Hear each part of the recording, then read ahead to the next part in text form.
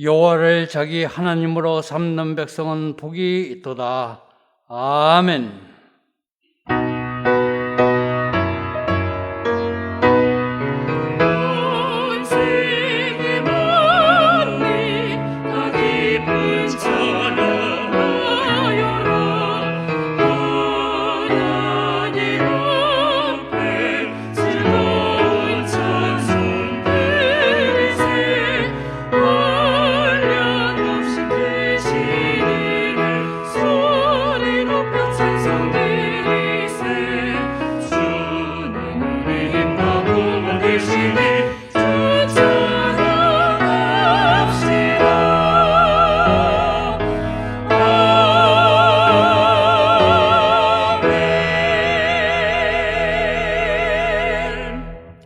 다 같이 찬송가 8장 1절을 부르시겠습니다.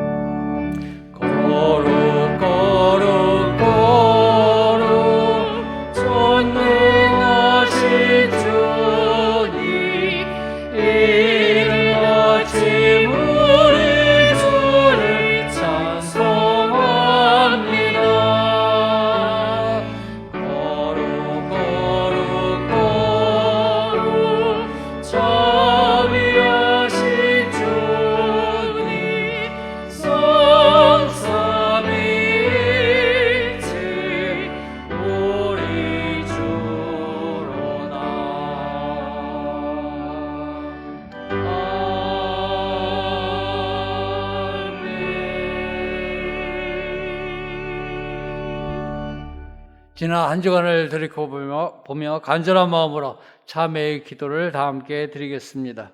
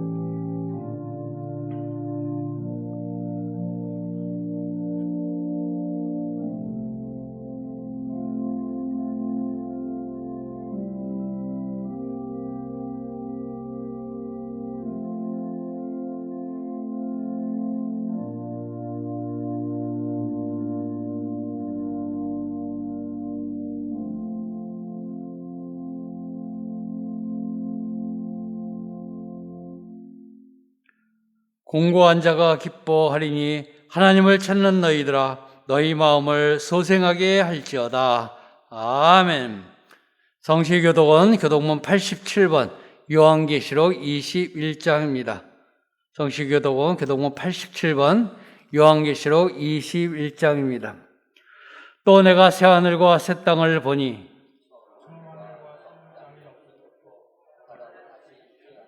또 내가 보매 거룩한 성 새 예루살렘이 하나님께로부터 하늘에서 내려오니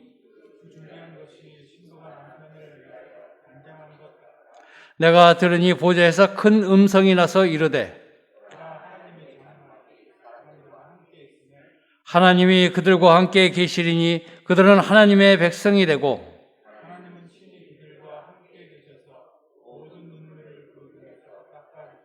다시는 사망이 없고 애통하는 것이나 곡하는 것이나 아픈 것이 다시 있지 아니하리니 보좌에 앉으신 이가 이르시되 아멘. 다 같이 찬송가 620장을 부르시겠습니다.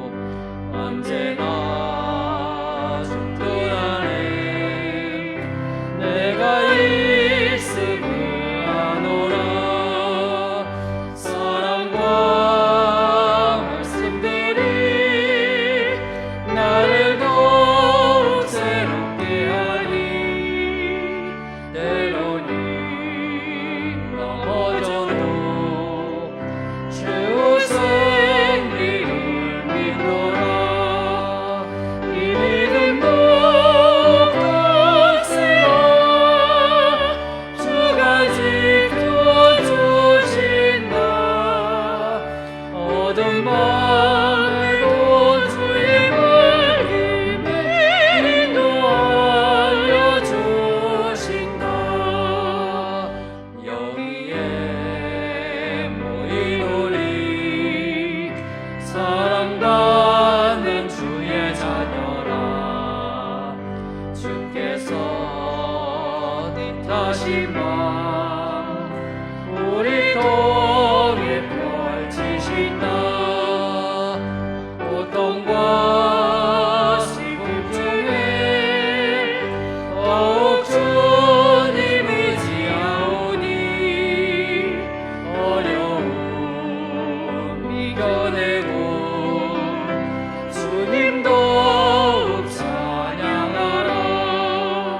이 믿음도 독특스라. 주가 지켜주신다. 어둠 밤에도 주의 밝음에 인도하여 주신다.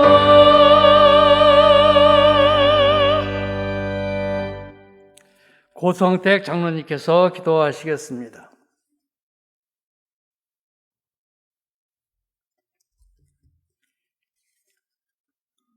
찬양과 경배 받으시기에 합당하신 하나님 아버지, 10월의 풍성한 계절을 허락하시고 지치고 힘들었던 우리들을 귀하고 복된 날 주님께 예배드릴 수 있도록 인도하시니 고맙고 감사합니다.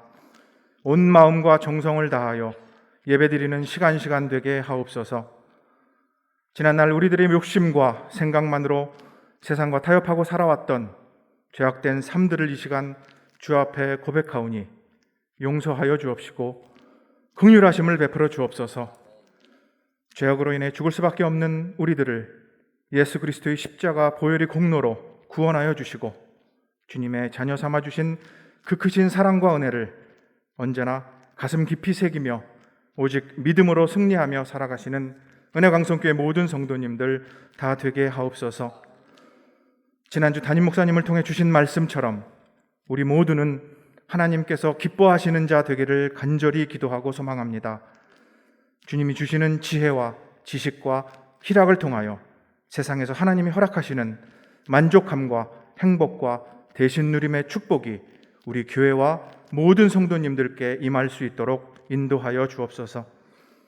그래서 지금의 코로나로 인해 지치고 힘든 환경과 지금의 상황이지만 모든 것을 통치하시고 일하시는 하나님의 권능으로 회복해 하여 주셔서 주님이 주시는 만족함과 행복함, 대신 누림의 축복이 이 나라와 우리 모두에게 있게 하여 주옵소서. 은혜광성교회를 사랑하시는 하나님, 하나님께서 선물로 주신 이곳 아름다운 성전에서 예배하고 섬기게 하시니 고맙고 감사합니다. 하루빨리 모든 성도님들이 함께 모여 예배할 수 있도록 인도하여 주시고 특별히 위드 코로나 시대를 잘 준비하게 하셔서 모든 예배의 회복과 평범한 일상을 맞이할 수 있도록 하나님 축복하시고 인도하여 주옵소서. 교회의 당회로부터 영화부에 이르기까지 모든 기관들은 다시 한번 열심으로 헌신하고 모이기에 힘쓰므로 맡겨주신 주의 사명 잘 감당하게 하옵소서. 국내외 선교 활동이 온전히 회복되게 하셔서 주의 복음 마음껏 전하는 은혜광성교회 되게 하옵소서. 특별히 우리 교회의 교회학교와 청년부, 가정사역부를 축복하여 주시고 더욱 예배와 말씀으로 충만케 하시어 지금의 상황 속에서 넉넉히 이기고 승리하는 모두가 될 수 있도록 축복하여 주옵소서. 각 개인의 간절히 기도하는 제목마다 응답받는 은혜도 내리어 주옵소서. 얼마 남지 않는 수능을 위해 간구하는 은혜광성의 자녀들에게 지혜와 명철을 허락해 주셔서 좋은 결과로 하나님께 영광 돌리게 하옵소서.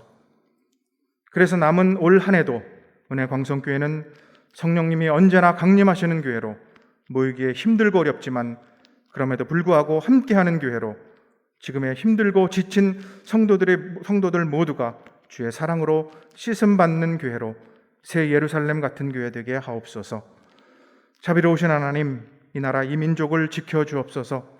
혼란스러운 정치와 힘든 경제적 어려움을 돌보아 주시고 하나하나 회복되어지는 은총도 내리어 주옵소서. 특히 위정자들은 하나님을 두려워하게 하시며 국민들을 진정으로 돌보는 자들이 될 수 있도록 인도하여 주옵소서. 사랑의 하나님, 은혜광성교회를 위하여 세우신 박재신 담임 목사님을 위해 기도합니다. 신원을 더욱더 강건하게 하옵소서. 가정은 사방으로 평안케 하여 주시고 무엇보다 건강으로 축복하여 주옵소서. 부목사님들과 강도사님들, 전도사님께도 같은 은혜로 축복하옵소서. 이제 이 시간 담임 목사님을 통하여 주시는 말씀 앞에 힘들고 어려운 상황이지만 예수님 때문에 새 힘 얻고 예수님께만 소망을 두고 한 주간도 승리하시는 은혜광성교회 모든 성도님들 다 되게 하옵소서. 각 처소에서 예배를 위해 헌신하는 손길들 기억하시고 복 내려 주옵소서. 정성을 다하여 준비한 가브리엘 찬양대의 찬양을 기뻐 받아주시고 오직 하나님만을 높이는 찬양되게 하옵소서.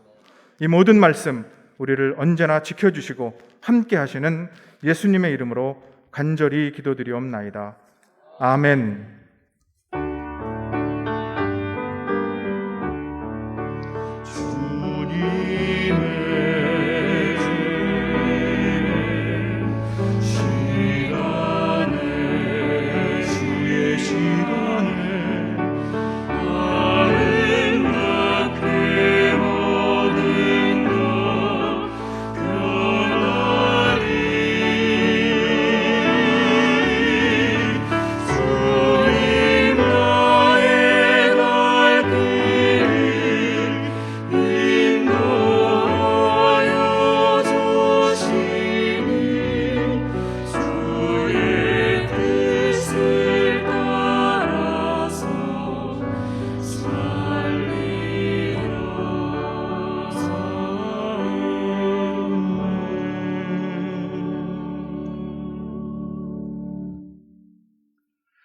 하나님의 말씀은 에베소서 5장 1절로 4절 말씀입니다. 신약성경 315쪽 에베소서 5장 1절로 4절 말씀입니다. 그러므로 사랑을 받는 자녀같이 너희는 하나님을 본받는 자가 되고 그리스도께서 너희를 사랑하신 것 같이 너희도 사랑 가운데서 행하라. 그는 우리를 위하여 자신을 버리사 향기로운 제물과 희생 제물로 하나님께 드리셨느니라. 음행과 온갖 더러운 것과 탐욕은 너희 중에서 그 이름조차도 부르지 말라. 이는 성도에게 마땅한 바니라. 누추함과 어리석은 말이나 희롱의 말이 마땅치 아니하니 오히려 감사하는 말을 하라. 아멘.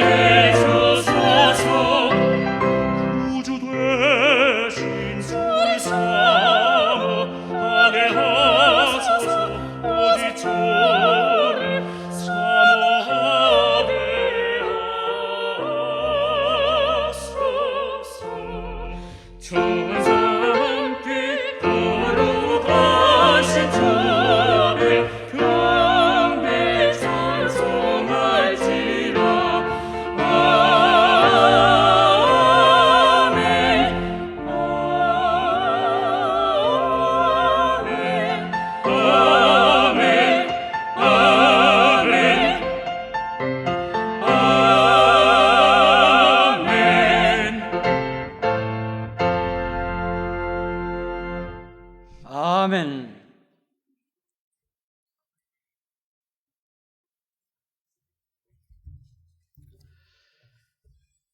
부모의 큰 사랑을 받고 자라난 자녀들과 그렇지 못한 자녀들 사이에는 차이가 있습니다.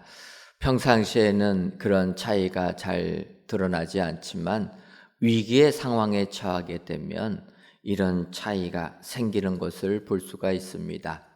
예를 들면 창세기에 우리가 잘 아는 요셉이라는 사람이 있습니다.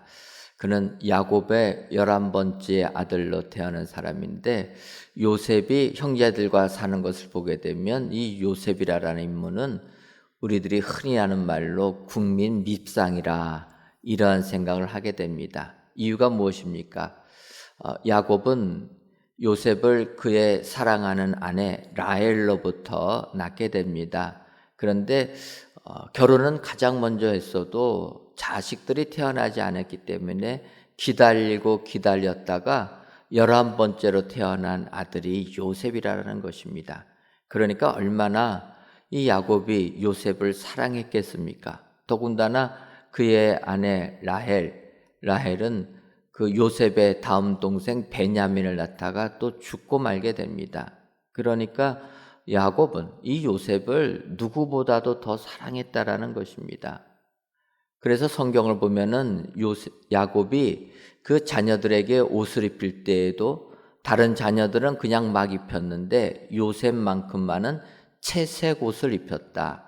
그 장신구로 화려하게 꾸며진 귀한 옷을 입혔다라는 것입니다. 이것은 요셉에게 있어서는 아버지로부터 큰 사랑을 받은 것인데 이 사랑이 다른 형제들보다는 다르다 보니까 편애가 되어서 형제들에게는 시기와 질투를 야기하는 이런 사랑이 되었다라는 것입니다. 그러면 내 상황이 이렇다고 하면은 좀 요셉이 지혜롭게 살아야 되는데 밉상같이 살았다라는 거예요. 왜 그렇습니까? 아버지에게 사랑받기 위해서 형제들이 잘못한 거, 그거 아버지에게 고자질하던 사람이 요셉이라는 거예요. 그래서 형제들은 요셉에게 마음을 주지 않았다라는 겁니다. 더군다나 이제 요셉에게 큰 문제가 생긴 것은 요셉이 꿈을 꿨는데 볕단 11개가 요셉의 볕단 앞에서 절하는 꿈을 꾸었습니다. 또 하늘의 해와 달과 11별이 요셉에게 절하는 그런 꿈을 꾸게 됩니다. 그러면 이런 꿈을 굳이 말을 안 해도 되는데 요셉은 밉상답게 형제들에게 이야기했다라는 거예요. 결국 요셉이 자기가 꾼 꿈을 이야기할 때 형제들의 분노는 폭발하고 맙니다. 그래서 그의 동생이지만 형제들이 그를 죽이려고도 하였고 차마 죽이지 못하고 미디안 상인에게 팔아버렸다는 거예요. 그래서 요셉은 17살의 나이에 애굽의 보디발 장군의 집에 팔려와서 노예의 삶을 살게 되었다라는 것입니다. 하지만 성경을 보면 이렇게 노예의 삶을 살았던 요셉이 형통한 삶을 살게 되었다 이야기합니다. 성경은 뭐라고 이야기합니까? 요셉이 형통한 삶을 사는 것이 하나님이 요셉과 함께 했기 때문이다. 근데 여러분, 하나님께서 왜 요셉과 함께 하셨겠습니까? 사실 요셉을 보게 되면 그는 하루아침에 아버지의 큰 사랑을 받던 사람이 노예로 떨어지고 말았다라는 것입니다. 이런 위기 상황이 우리의 삶 속에 닥치게 되면 보통의 사람들은 절망합니다. 그리고 인생을 포기할 수도 있습니다. 근데 요셉은 그렇지 않았다라는 거예요. 요셉은 이런 절망적인 상황에 처했을 때 아버지가 나에게 베풀어 준 사랑을 기억했다라는 것입니다. 그래서 사랑받는 사람들은, 사랑받는 자녀들은 그렇지 못한 자들하고 위기 상황을 처하는 태도가 달라진다라는 것입니다. 그러니까 요셉 아무리 힘들어도 사랑을 베풀어 준 아버지를 기억하지 않습니까? 아버지를 기억하다 보면 아버지도 나처럼 고생을 했구나를 안다라는 거예요. 야곱도 얼마나 고생을 했습니까? 장자 주권 뺏자마자 형 에서가 죽이려고 하니까 그냥 목숨 살겠다고 하란까지 도망갔던 사람이 요셉 아닙니까? 거기서 처가살이 죽도록 한 겁니다. 이러한 것을 요셉은 기억해낼 수가 있었다라는 것입니다. 여러분, 그렇게 고생하던 아버지 야곱이 그렇게 큰 가정을 이룬 게 무엇입니까? 야곱이 힘들어도 하나님을 믿었다라는 거예요. 하나님을 의지하고 하나님을 섬기는 삶을 사니까 세상이 힘들어도 그것을 이긴 사람이 아버지구나. 아마 요셉은 노예로 팔려왔을 때 아버지의 사랑을 생각하면서 그 아버지가 믿었던 하나님을 발견했을 거라는 겁니다. 그러다 보니까 이제는 내 아버지가 나를 도와주지 못하지만 하나님께서 나를 도와주실 것이다. 내 아버지의 하나님이 나의 하나님이라 요셉이 이렇게 고백을 하게 되니까 하나님께서 요셉과 함께 하시고 요셉과 함께 하시니까 그의 삶은 비록 노예였지만 형통하게 되었다. 여러분, 부모의 사랑을 받은 자녀들은 이렇게 험한 세상을 이기는 능력자들이 되는 줄 믿습니다. 제가 이렇게 말씀 들으니까 어떤 분들은 나는 부모의 사랑을 전혀 받지 못했는데 그러면 나는 버림받은 사람입니까?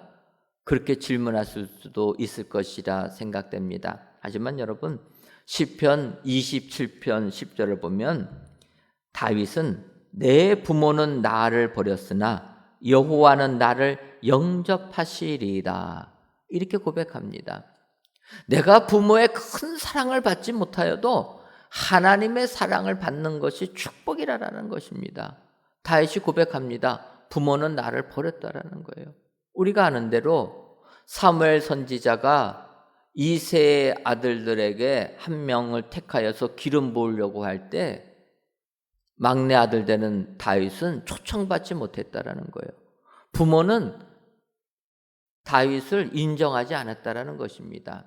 그래서 다른 아들들은 다 불러 모았는데 부모의 사랑을 받지 못하고 부모의 버림을 받은 다윗은 그냥 양치고 있었다라는 것입니다. 하지만 그런 다윗, 하나님은 나를 영접하셨다. 그래서 나를 위대한 이스라엘의 지도자로 삼아 주셨다. 여러분, 비록 부모의 사랑을 받지 못하였어도 이 시간 하나님께 예배드리시는 저와 여러분 모두는 하나님의 사랑을 듬뿍 받은 주의 자녀들이 다 된 줄 믿습니다. 주의 자녀들이 됐다라면 하나님께서 우리들에게 사랑을 베풀어 주시고 우리의 삶 속에 개입하셔서 우리를 은혜로 이끌어 주실 줄 믿습니다. 오늘 하나님의 자녀가 됐다라는 거 확신하신 여러분들, 그렇다면 하나님의 자녀같이 사셔서 이 세상 이기시는 축복의 성도님들 되시기를 주님의 이름으로 축원합니다.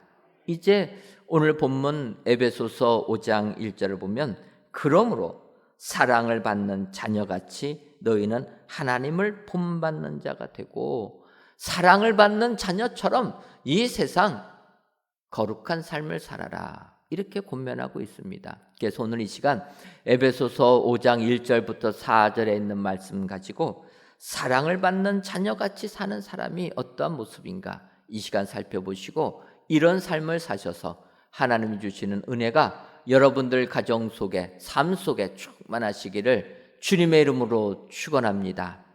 그렇다면 사랑을 받는 자녀같이 살려면 우리는 어떻게 살아야 합니까? 첫째로 사랑 가운데서 행해야 합니다. 오늘 본문 에베소서 5장 2절을 보면 그리스도께서 너희를 사랑하신 것 같이 너희도 사랑 가운데 행하라. 그는 우리를 위하여 자신을 버리사 향기로운 제물과 희생 제물로 하나님께 드리셨느니라. 이렇게 말씀하고 있습니다. 예수님께서 너희를 사랑한 것 같이 너희도 그렇게 사랑을 하라라는 것입니다. 그런데 그 예수님의 사랑은 어떠한 사랑입니까? 우리들을 구원하기 위하여 하늘 보좌를 버리시고 이 땅에 오셔서 십자가의 대속의 죽음을 당하신 그 사랑, 그 희생의 사랑을 실천하라는 것입니다.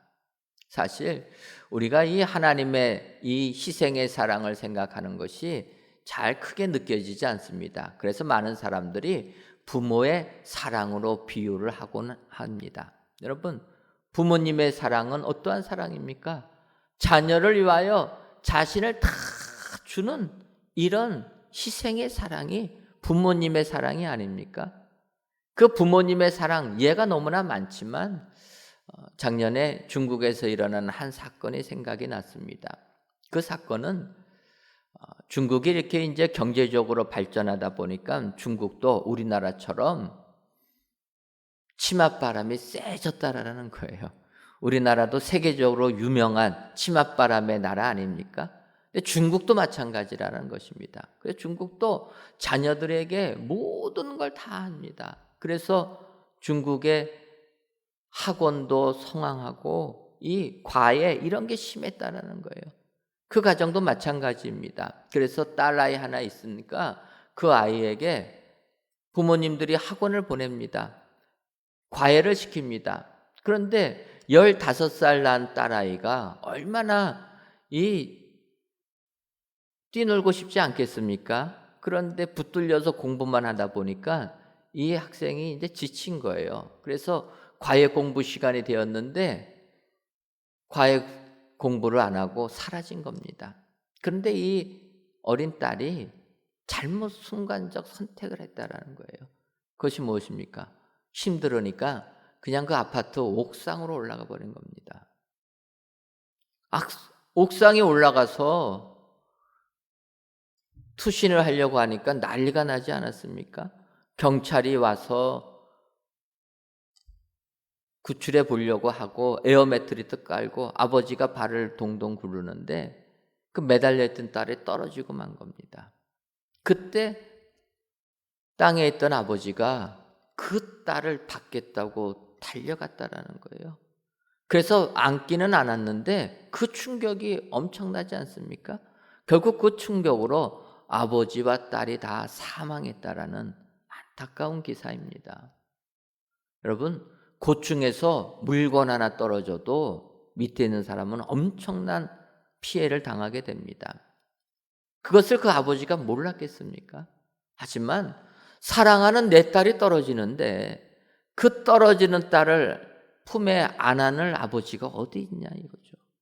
그 아버지, 내가 죽는다는 것 알면서도 그 떨어지는 그 딸을 안아주기 위해서 달려갔고 결국은 같이 죽음으로 끝나고 말았다라는 것입니다. 여러분, 이게 부모가 자녀를 사랑하는 사랑이라는 거예요. 그래서 우리는 이런 사랑을 알고 그런 사랑을 실천하는 사람이 되어야 될 줄 믿습니다. 이것이 사랑의 생활을 하는 사랑 가운데 살아간다라는 거예요. 근데 우리가 이런 이야기를 하게 되면 그 사랑은 지극히 큰 사랑이지만 사실 우리가 실천하기 어려운 사랑이라고 생각해서 포기할 때가 많이 있다라는 거예요. 하지만 여러분, 우리가 사랑의 생활을 하는 것은 내 삶 속에 작은 것부터 해야 될 줄 믿습니다. 그냥 지나갈 수 있는 거지만 소소한 것부터 사랑을 실천하는 것, 이것이 사랑 가운데 산다라는 거예요. 그 작은 게 무엇입니까? 내가 하는 작은 말, 내가 하는 작은 행동이 사람들에게 사랑을 전해주는 행동, 이런 걸 해야 된다라는 거예요. 여러분, 같은 말을 하더라도 사람들에게 위로를 주고 희망을 주는 말을 해야 된다라는 것입니다. 내가 행동을 하더라도 사랑이 담겨져 있는 행동을 취하는 것, 작은 거지만 그 작은 것에서부터 우리의 삶이 사랑 가운데 살아가는 삶으로 변화가 될 줄 믿습니다. 여러분, 오늘도 우리가 하나님의 사랑을 받은 자라라면 사랑받은 자녀같이 예수님을 본받으셔서 사랑 가운데 행하는 축복자들이 되어야 될 줄 믿습니다. 오늘 귀한 예배를 드리시는 저와 여러분들이 사랑 가운데 행하셔서 하늘의 축복을 받아 누리시는 귀한 성도님들 되시기를 주님의 이름으로 축원합니다. 두 번째로, 사랑받는 자녀같이 우리가 살려면 마땅한 바대로 살아야 합니다. 3절을 보면 음행과 온갖 더러운 것과 탐욕은 너희 중에서 그 이름조차도 부르지 말라. 이는 성도에게 마땅한 바니라. 이렇게 말씀하고 있습니다. 여기서 이 마땅하다라는 단어는 당연하다, 합당하다, 이러한 의미를 가지고 있습니다.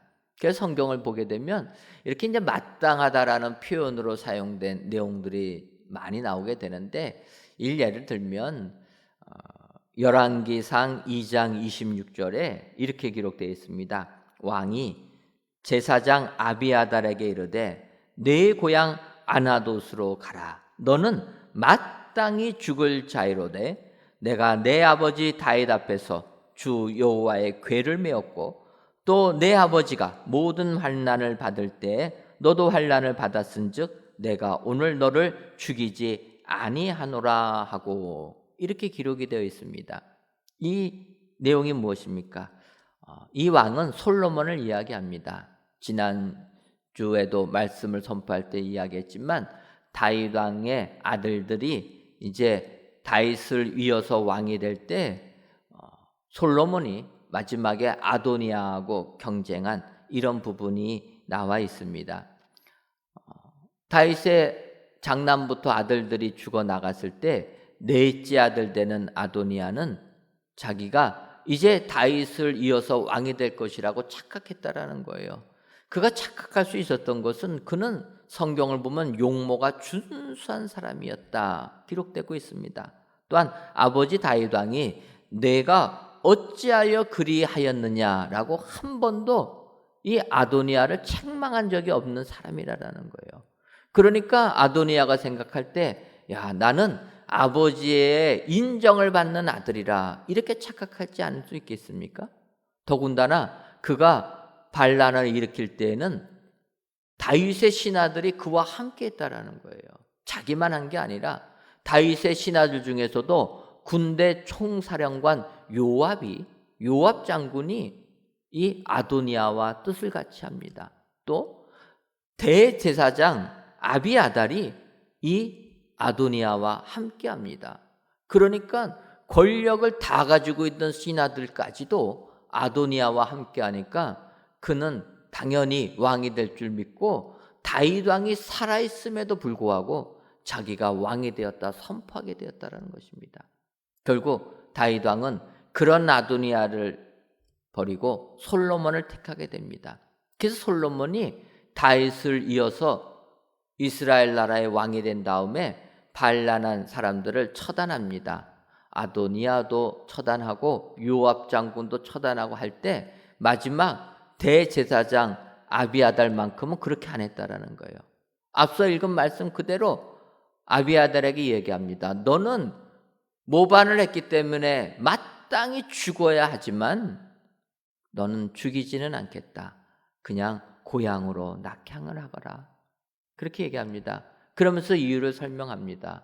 너는 그래도 법궤를 예루살렘으로 옮길 때 너가 헌신하면서 옮겼던 사람이고 아버지 다윗 왕이 사울에게 쫓길 때 압살롬에게 쫓길 때 그와 함께하면서 고생을 같이 한 너이기 때문에 너는 마땅히 죽을 자지만 죽이지 않겠다.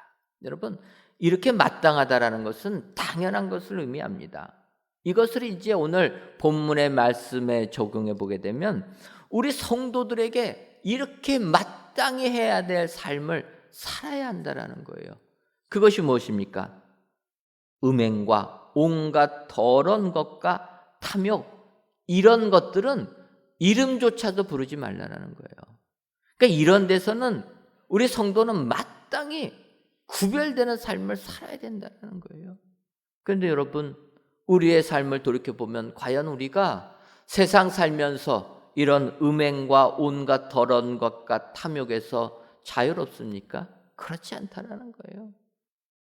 이 탐욕, 탐심은 우상숭배라고 성경이 말씀하고 있음에도 불구하고 하나를 가지면 더 가지려고 하는 게 우리의 모습이라는 거예요. 하나를 얻으면 족한 줄 알아야 되는데 2개, 3개 계속 쌓아두려고 하는 게 우리의 모습이고 세상 살면서 온갖 음행 속에 가득 찬 삶을 산다라는 거예요. 요즘 세상을 보면은 얼마나 스캔들이 많은지 이것이 세상에서 끝나는 게 아니라 교회 안에도 있다라는 거예요. 교회 지도자부터 시작해가지고 교회 안에 이런 죄악이 많이 있다라는 것입니다. 그런데 성경을 보면 이런 죄악이 이스라엘 백성들 출애굽할 때도 당연히 있었다라는 거예요. 여러분 애굽에서 종살이하던 이스라엘 백성들이 은혜를 받아서 출애굽하지 않습니까? 하나님의 놀라운 10가지 그 재앙을 바라보면서 감사하지 않습니까? 홍해 바다를 마른 땅같이 걷는 축복을 받은 자입니다. 그런데 그들이 광야에 오게 되니까 다시 타락하고 말았다라는 거예요. 먹을 것이 없어서 기도하니까 하나님께서 만나를 풍성하게 내려주십니다. 매일매일 만나를 거둬들이라 하나님의 말씀하심에도 불구하고 그들 어떠합니까? 탐심이 넘쳐가지고 계속 거뒀다라는 거예요. 쌓아 쟁여두었다라는 것입니다. 결국 어떻게 됩니까? 그것이 다 썩어서 버리게 되었다라는 겁니다. 그들 광야 생활을 하면서 온갖 음행의 죄를 저지르고 말았다라는 거예요. 그래서 오늘 바울 사도는 에베소 교회 성도들에게 권하는 겁니다. 결단하라는 거예요. 마땅히 행할 바를 행하는 사람들이 되어야 된다. 크게 생각하지 말고 그리스도인이라면은 마땅히 행할 바, 당연히 행할 것, 그것을 행하는 사람, 그런 사람들은 사랑을 받은 자녀들이 부모를 기쁘게 드리는 것처럼 그런 삶을 살게 된다. 오늘 성경이 말씀하고 있습니다. 오늘 귀한 예배를 드리시는 사랑하는 성도 여러분, 세상을 사시면서 진정 그리스도인으로 마땅한 바대로 행하시는 여러분 되시기를 주님의 이름으로 축원합니다. 정말 우리가 그리스도인이라면 당연히 해야 되는 것들, 그러한 것들에서 우리가 그대로 살을 때, 성도로서 마땅한 일을 행할 때 하늘의 은혜가 우리에게 임하게 될 줄 믿습니다. 세상을 바라보면서 음행과 온갖 더러운 것과 탐욕에서 벗어나서 이러한 단어들은 입 밖에도 꺼내지 아니하셔서 진정 하늘의 축복이 여러분들의 삶과 가정 속에 임하시기를 주님의 이름으로 축원합니다. 마지막 세 번째로, 사랑을 받는 자녀같이 살려면 우리는 감사하는 말을 해야 합니다. 오늘 본문 에베소서 5장 4절을 보면 누추함과 어리석은 말이나 희롱의 말이 마땅치 아니하니 오히려 감사하는 말을 하라, 이렇게 말씀하고 있습니다. 이 누추함이라는 것은 쉽게 말하면 추잡한 말이라는 거예요.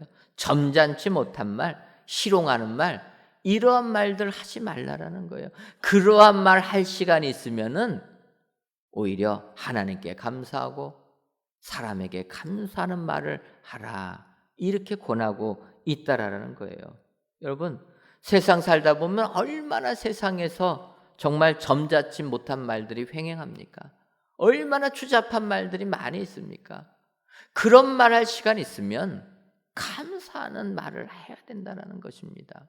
여러분, 사람 내게 있어서 귀도 두 개고 눈도 두 개인데 입이 하나다 생각해 보니까 그것도 축복이라 이렇게 생각해 보았습니다. 여러분, 입이 여러 개가 있으면 어떻게 되겠습니까? 이 입에서는 감사가 나오고 저 입에서는 저주가 같이 나온다라는 거예요. 스테레오로 나오게 된다라는 것입니다. 근데 하나님께서 사람의 입은 하나로 만들어서 감사할 때는 다른 말이 못 나오게 만들었다라는 거예요. 추잡한 말이 나오게 되면 감사하는 말은 안 나오게 된다라는 거예요. 이 의미가 무엇입니까? 이것은 우리가 어디에 관심을 가지고 어디에 시간을 투자하느냐, 이것이 중요한 문제라는 것입니다. 그래서 우리가 감사하는 말에, 감사하는 것에 시간을 할애할 할 때 우리는 죄악된 세상에 거하지 아니하고 축복된 삶을 살게 되는 줄 믿습니다. 그래서 하나님께서 우리 성전을 은혜로 주셨는데, 정말 이 성전에서 지금은 자유롭게 모이지 못하지만 그래도 우리가 성전에서 세상에서 거하는 시간보다 성전에 더 많이 있는 시간이 돼야 될 줄 믿습니다. 그래서 저는 생각해 보면 이 본당에서 예배 드리고 나면 끝나면 바로 집에 가는 게 아니라 4층에 올라가셔서 아가페 채플에서 기도하시다 보면 배고프니까 5층에 카프테리아 가셔서 식사하시고 성도들과 교제를 나누면서 성전에 머무는 시간이 많으면 많을수록 우리는 세상에 머무는 시간이 적어질 수밖에 없다는 거예요.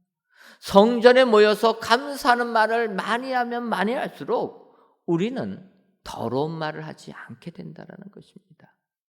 사랑을 받는 자녀들은 바로 감사하는 말을 해야 된다. 오늘 이 말씀을 기억하시고 감사하시는 여러분들 되시기를 주님의 이름으로 축원합니다. 여러분, 역대기서를 보게 되면 다윗 왕이 법궤를 예루살렘으로 옮기는 부분이 나오게 됩니다. 잘 아는 대로 이 하나님의 법궤가 아비나답의 집에 오랫도록 있었습니다. 그래서 이제 다윗이 왕이 돼가지고 이 법궤를 자기가 거하는 예루살렘 성으로 옮기려고 합니다.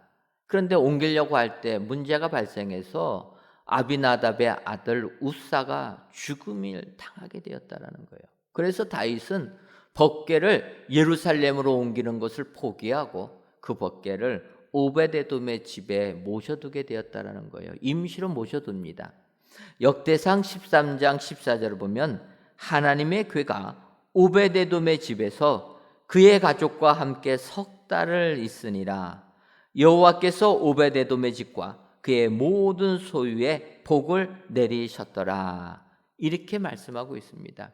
다윗 왕이 오베데돔의 집에 법궤를 모시도록 했는데 오베데돔이 법궤를 3개월 동안 모시고 있을 때 오베데돔의 집과 그의 모든 소유의 복을 내려주셨다라는 거예요.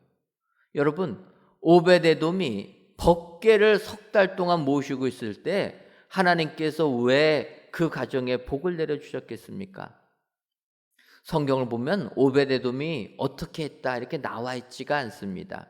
하지만 생각해 보면 여러분, 하나님의 법궤가 얼마나 두려운 법궤입니까?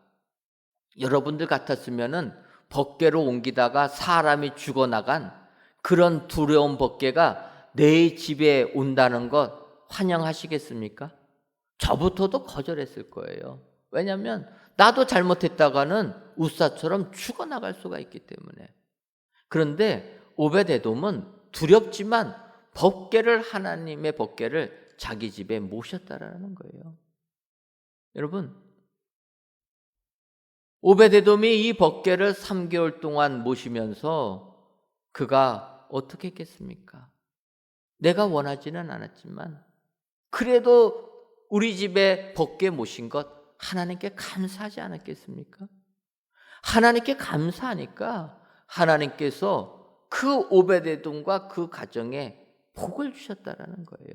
여러분, 감사하는 자에게는 하나님께서 은혜를 주시고 하늘의 복을 내려주실 줄 믿습니다. 이것이 축복이라는 거예요. 세상 살다 보면 내 뜻대로 안 되는 게 너무나 많이 있습니다. 내가 원하는 대로 안 되고 힘든 일들만 우리의 삶 속에 닥쳐올 때가 많이 있다라는 거예요.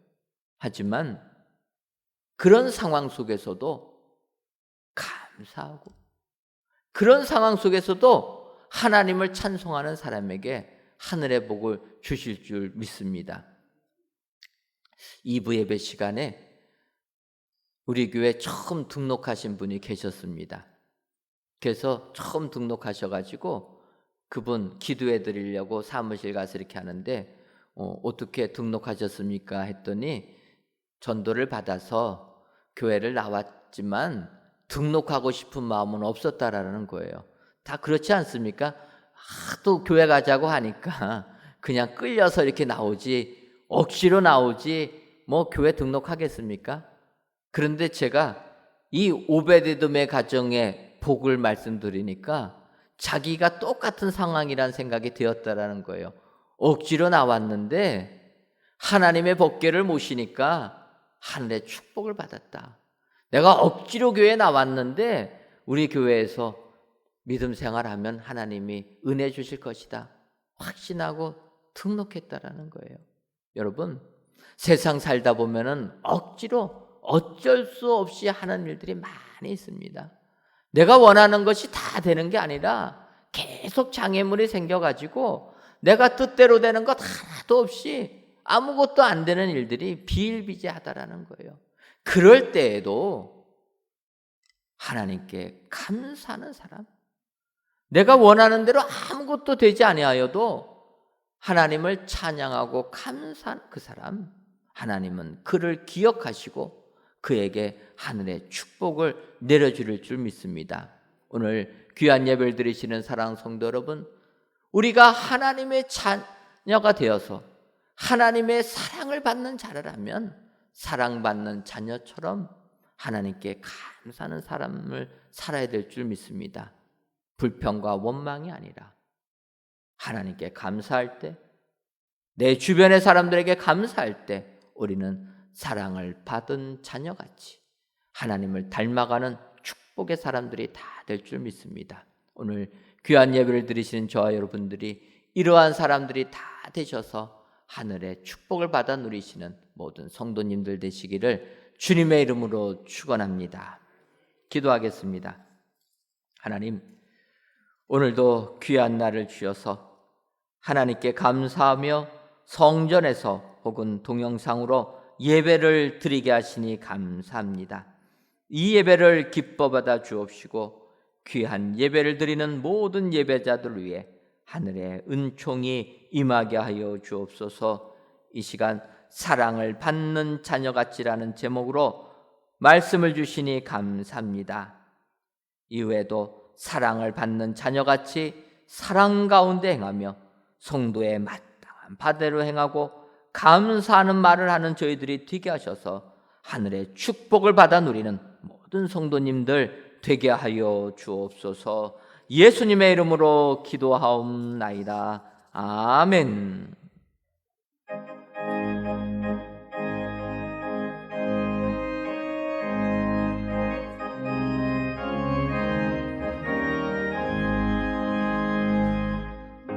마음에 슬픔이 가득할 때 주가 위로해 주시리라. 아침에 같이 빛나는 마음으로 너 십자가 지고 가라. 참 기쁜 마음으로 십자가 지고 가라. 내가 기쁘게 십자가 지고 가면 슬픈 마음이 위로받네. 때를 따라서 주시는 은혜로서 오랜 심령의 힘을 얻고 주가 언약한 말씀을 기억하고 너 십자가 지고 가라. 참 기쁜 마음으로 십자가 지고 가라. 내가 기쁘게 십자가 지고 가면 슬픈 마음이 위로받네. 내가 맡던 일 성실히 행할 때에 주님 앞에서 상 받으리. 주가 베푸신 은혜를 감사하며 너 십자가 지고 가라. 참 기쁜 마음으로 십자가 지고 가라. 내가 기쁘게 십자가 지고 가면 슬픈 마음이 위로받네.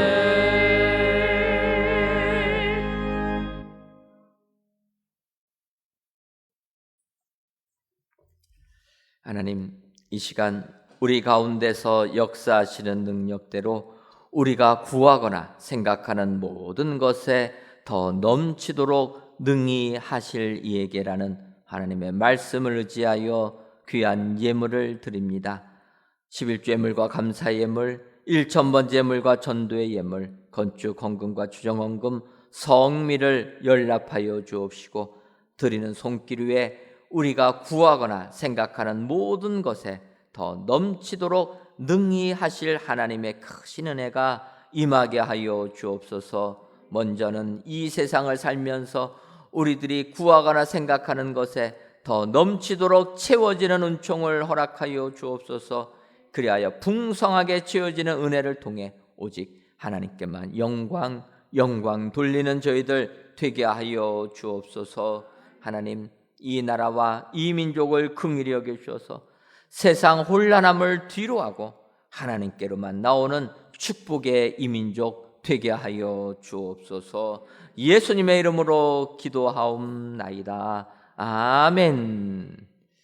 옆에 분들 보시면서 인사하도록 하겠습니다. 사랑 가운데 행합시다. 한 번 더 인사하도록 하겠습니다. 감사하는 말을 합시다. 그리하셔서 사랑을 받는 자녀같이 하나님을 본받는 축복의 성도님들 다 되시기를 주님의 이름으로 축원합니다. 교회 소식 전해드리도록 하겠습니다. 다음 주일은 추수감사절로 지킵니다. 한 해 동안 받은 하나님께 받은 은혜를 주보에 동봉된 감사 카드에 기록하시고 감사하시는 일에 동참해 주시기를 바랍니다. 저희 교회는 추수감사절을 10월 마지막 주일에 지킵니다. 그래서 이번 달 10월 마지막 주일은 10월 31일 마지막 날이기 때문에 다음 주에 추수감사절로 지킵니다. 저희가 추수감사절을 지킬 때는 감사 카드를 항상 기록하면서 하나님께 감사하고 있습니다. 한 해를 돌이켜 보시면서 하나님이 나에게 주시는 의가 무엇인가 감사거리 찾아보시면서 우리가 예물을 준비할 때 하나님께서 크게 기뻐하실 줄 믿습니다. 여러분들 다음 주일은 저희가 추수감사절로 지킨다 기억하시고 온 식구들과 함께 나와서 하나님께 예배를 드리시는 모든 성도님들 되시기를 바랍니다. 21년도 하반기 어린이 제자학교가 다음 주일까지 진행합니다. 오후 12시 10분부터 1시간 동안 진행하는데 유년부와 초등부, 소년부 어린이들의 많은 참여를 바랍니다. 또한 2021년도 청년부 연합제자학교가 청년 예배 시간, 오후 예배 시간에 진행합니다. 11월 21일까지 매주일 진행하는데 우리 청년들의 많은 참여를 바랍니다.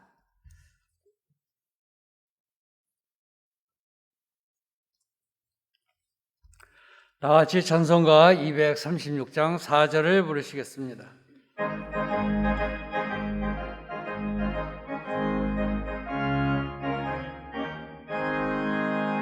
아름다운 그곳에서 보석받은 성도와 사랑하는 주님 만나 배울 때 주의 영광 노래하며 영원토록 살리라. 새 예루살렘에서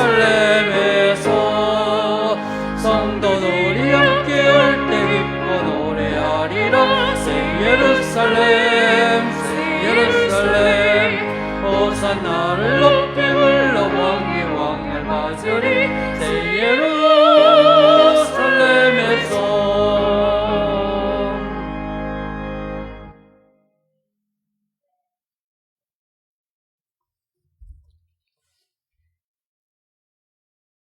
이제는 우리 주 예수 그리스도의 크신 은혜와 하나님 아버지의 한량없는 사랑하심과 성령님의 교통하심이 사랑을 받는 자녀같이 하나님을 본받기로 다짐하는 사랑하는 은혜광성교회 모든 성도님들 위에와 속한 가정 위에 이제로부터 영원토록 함께 있을지어다.